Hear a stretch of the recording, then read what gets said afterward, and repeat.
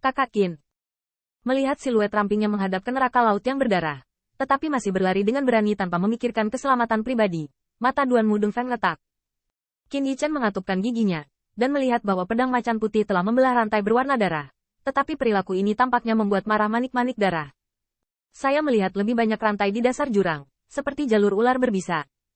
Tampaknya bukan hanya jiwa orang-orang yang ingin direnggut, dan Qin Yichen tidak berniat melepaskannya. Wajah Qin Yichen bermartabat. Jika dia terjerat dalam rantai merah ini, dia bahkan tidak bisa melarikan diri dengan percaya diri. Pada saat genting, dia melihat bahwa dia menembak lagi, dan mengumpulkan beberapa rantai emas dengan spirit power. Jiwa sekte terjerat, dan terbang ke atas.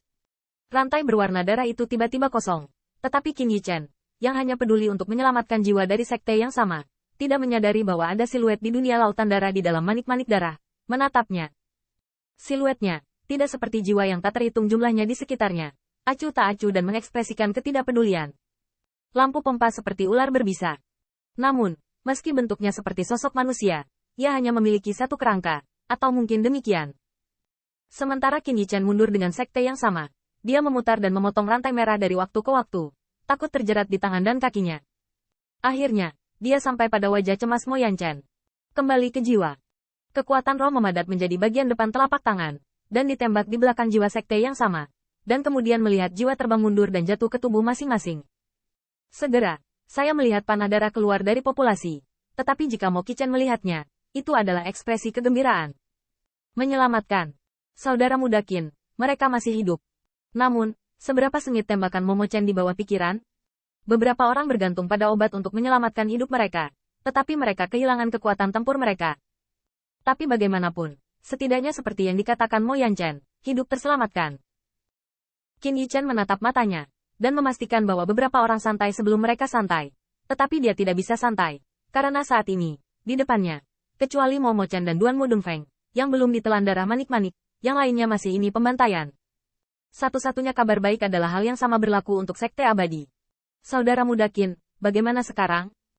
Mo Yanchen mendengarkan perintah Qin Yichen saat ini, karena dia tahu betul bahwa sekarang, tampaknya hanya Qin Yichen yang dapat membuat perbedaan. Qin Yichen menatap sedikit. Tetapi bahkan jika spirit power kuat dan kuat, dia tidak ingin dengan mudah melihat ke arah manik-manik darah. Aku salah menebak sekarang.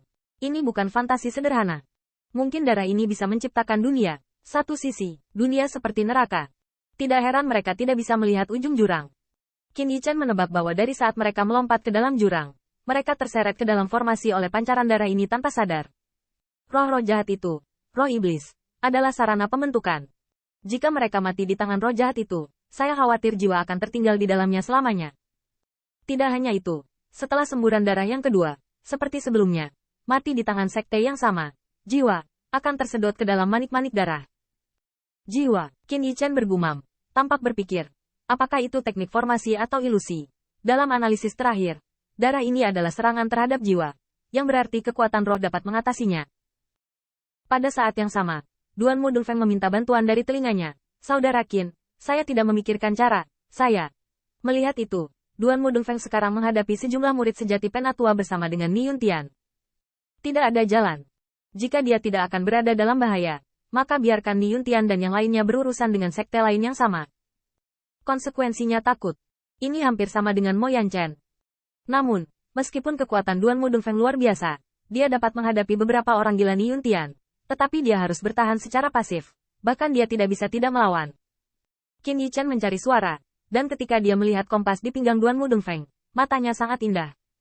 Dengan Qin Yichen terbang dan berteriak rendah, "Ayo, saudara Feng, beri aku kompas."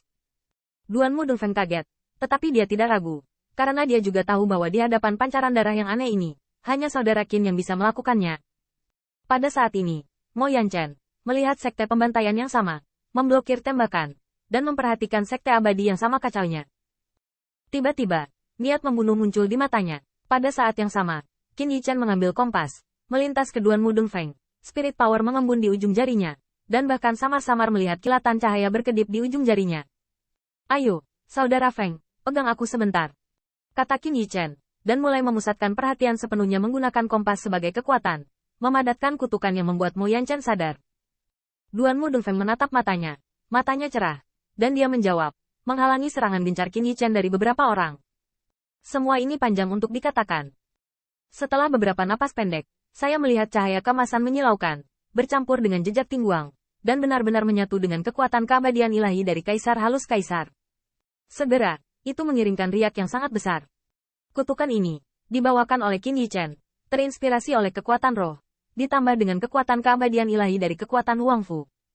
Dan ketika riak ini berlalu, saya melihat Ni Yuntian dan yang lainnya bergerak-gerak, dan kegilaan di matanya berangsur-angsur kembali menjadi tenang. Tidak hanya itu, riak ini menyelimuti semua murid dari Sekte Abadi Yuan Surgawi. Bahkan pada saat itu, darah bersinar di mana Sekte Abadi Yuan Surgawi berada ditekan. Pembantaian berangsur-angsur mereda, tetapi dengan itu terdengar teriakan dan kerusuhan. Apa yang salah dengan saya? Sakit, siapa yang baru saja menyakitiku? Kakak Lu, ada apa denganmu?